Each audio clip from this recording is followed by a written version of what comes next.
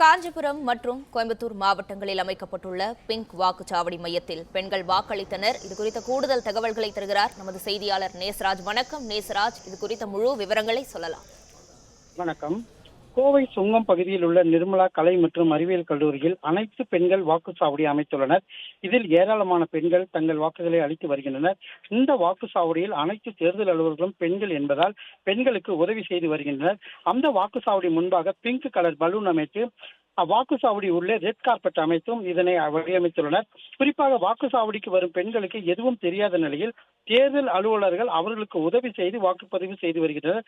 அதே போல வீல் சேரில் அழைத்து வந்த மூதாட்டியை கைத்தாங்கலாக தேர்தல் அலுவலர்கள் பிடித்து வந்து உதவியாளர் உதவியோடு வாக்குப்பதிவு செய்தது குறிப்பிடத்தக்கது.